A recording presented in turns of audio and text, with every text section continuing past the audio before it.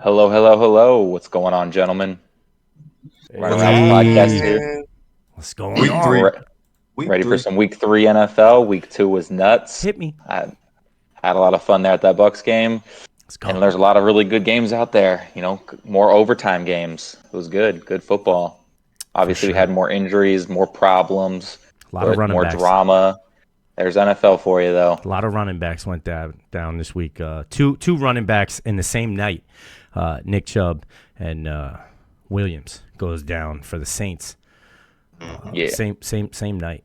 That Chubb injury, that running back from Cleveland, that was a vicious injury, and Mika Fitzpatrick ended up being hospitalized. He just got out of the hospital today for it from that hit. nuts. It's crazy. But all right, we ready to jump in these picks? Look at this Thursday night game. Yeah, we have to, Oh, right? I mean, we go. just can't. We can't Let's just go to the see. Monday 1 o'clock games. I mean, this is No, our well, job. This is what we're doing. So we got to do it.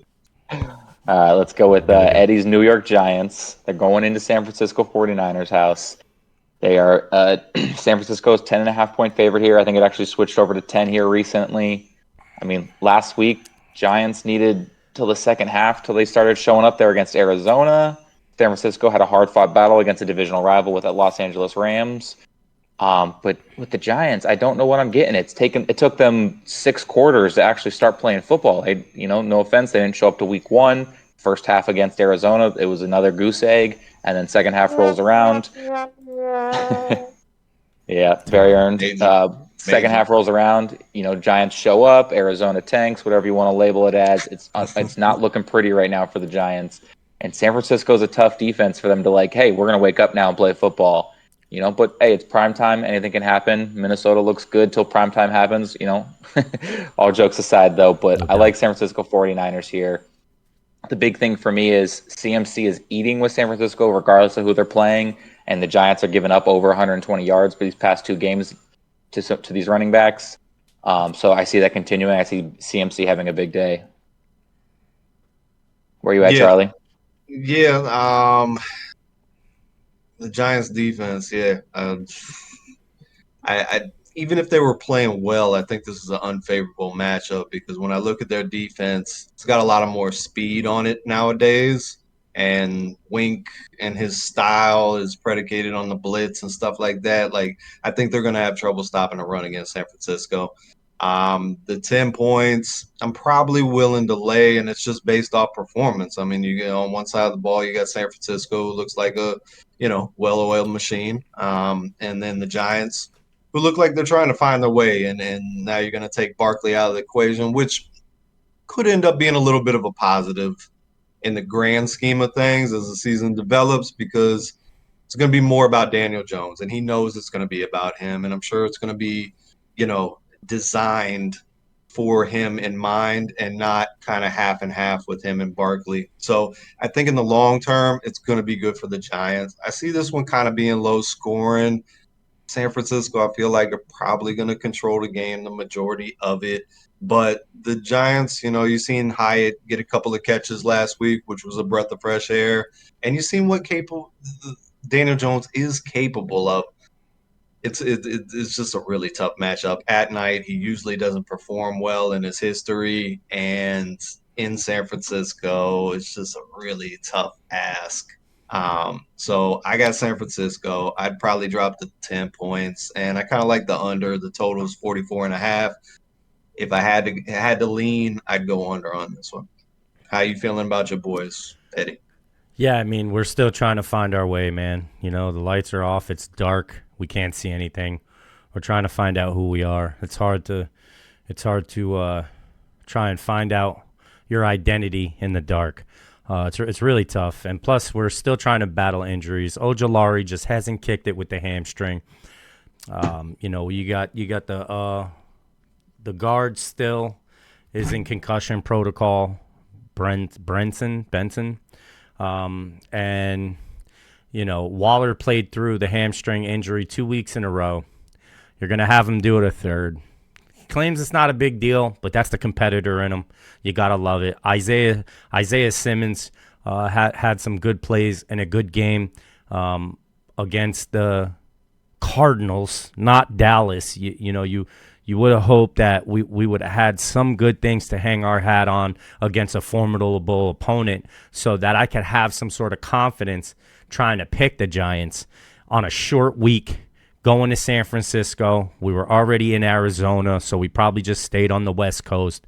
We're doing a lot of walkthroughs. You're not getting much preparation. There's not much game plan. You're going to keep it simple. It's probably just going to be hats against hats. You're going to see a lot of that, and that's not going to bode well for the Giants. McCaffrey's just firing on all cylinders. And, I just think at the end of the day that the San Francisco 49ers are just going to be a little bit too much for a banged-up Giants team coming in week 3, still trying to find out what their identity is. We could get a spark with Jalen Hyatt and Daniel Jones and maybe keep up with him for 3 quarters. But to think that we're going to outpace and outscore a 49er team, that would mean indirectly that we're going to win in the trenches. And I had a lot of faith with this offensive line and the acquisition in the second round coming in, thinking that we were going to have a formidable offensive line and the defensive line was coming back fresh.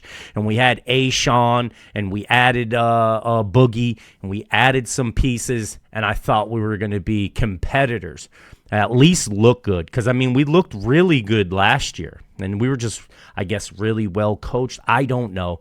But I got to take the points here. I got to take the 49ers.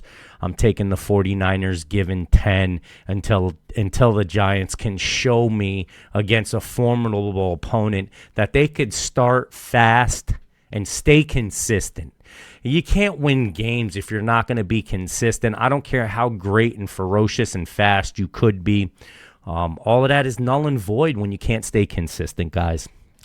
Sorry, G-Unit. You guys got to get it together. It's still early. I got some faith. I think that potentially we could turn things around with this very tough schedule. But it looks like we're going to be 1-2 moving forward, week 3. Well, at least you guys did make it back in that Arizona game to secure that victory. Because it could be looking a lot worse at 0-3, riding into next week. But, you got a couple of good things. Barkley injury didn't end up being as bad. You're going to have 10 days off before your next game after this game.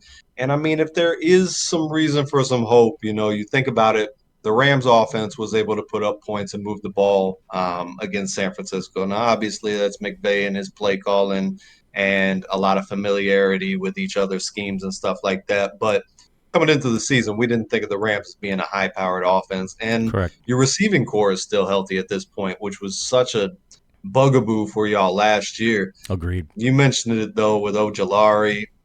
I think you guys got to get more out of Thibodeau. He seems a fish out of water. I've seen a quote that he does not like dropping back into pass coverage, and I guess like 9 plays last game he was asked to do so. You kind of gotta work with what you got. Everybody's got their ideal scheme and where they're going to be best at, but this coaching staff seems to really key on what they can get out of talent and stuff. So there's reason to be hopeful because you guys do have some talented pieces. But yeah, off to a rough start, no doubt. For sure. Anything else to add here for gentlemen for this Thursday night game? Yeah, actually, guys, I got a fantasy question here. I was just wondering, we got Brock Purdy versus the Giants defense. Do you guys think that if your quarterback was struggling week 3, would Brock Purdy be an ideal start for you if you had him on your bench going against this Giants defense? For me, I guess it would depend on who my other guy is. I would look at Brock Purdy in this matchup as having a high floor, but still a low ceiling, because unless they're just going to dump pass it to CMC, I still believe it's going to be a CMC day. So unless it's just a bunch of checkdowns to CMC. Right. I think that's perfectly said. Even though you got cut off, I think. I got cut off. Yeah, you did. You froze up for a second, but everything you said up to the point with checking down to the CMC, if you want to finish up again. Yeah, I was saying, unless it's checkdowns for them, I think it's a CMC day. more so than a Brock Purdy day. I think, and agreeing with Charlie, where it's going to be a little bit low scoring, they might just run the clock a lot, and so I don't see him throwing lots of touchdown passes and scoring lots of points. I think the floor is high, but the ceiling is very low. Yeah, because I mean, he had a rushing touchdown last week, and he had a passing touchdown. And I don't think that obviously the rushing touchdown was something that he was supposed to get. It just probably ended up working out that way, considering you have McCaffrey in the backfield, and all eyes are never on you, unless it's the D line, you know. But yeah, I think on paper it would seem like a streamable start for Purdy going against the Giants, but I think it was well illustrated by Brady. And Brandon Ayuk is banged up from last week too, coming in on short rest. He didn't have the broken clavicle, which they were kind of suspicious of. But he's definitely going to be limited if he's out there. And yeah, like, I just basically regurgitate what Brady said, where if this game goes as we think it's going to go, probably a little bit mucky, a lot of running, a lot of chewing clock, a lot of CMC. I mean, he's played 100% of the snaps for the first time in his career, but Purdy could toss a couple of touchdowns. It depends on what kind of league you're in, and he could scramble one in there. I could see that. I don't see San Fran putting up like 41 though for some reason, but that's why they play the game. Yeah, I mean, I got him, but I also have Trevor Lawrence, so I'm not going to start him. Yeah, Lawrence against Houston. Even though I really have this feeling that I should start him, you know what I mean? Yeah, because they might want to pick. They might want to pick on the, if for some way somehow that D line just gets some push. You know what I mean? That the interior of the Giants D line with Sexy Dexy and all them, and we actually get a nice little push. And for some reason Brock's got to roll out and dump it.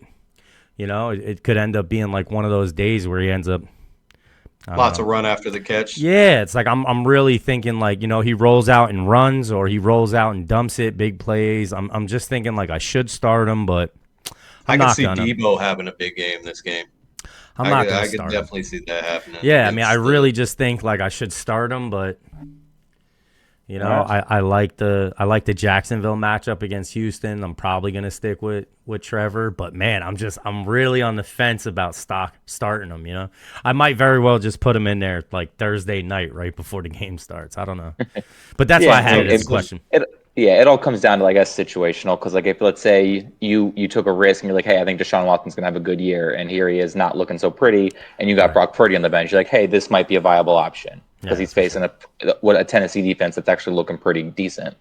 Right. Well, you said it. He's going to have a high floor. So, he's not going to go out there and lay you 1 touchdown, 2 picks, and 150 yards passing. Like, probably going to get a couple touchdown passes. He's probably going to throw for at least 200 yards. So if you're comparing that to what you think you might get out of a Deshaun, if you had Aaron Rodgers and you're debating between Purdy and Pickett, or something like that, which a lot of people are in that situation right now. Or Purdy and even 12-man leagues, 14-man leagues. It's already getting tight. I think you could do worse than starting Brock Purdy. Fair enough. All right, that's Thursday Night Football. Let's go.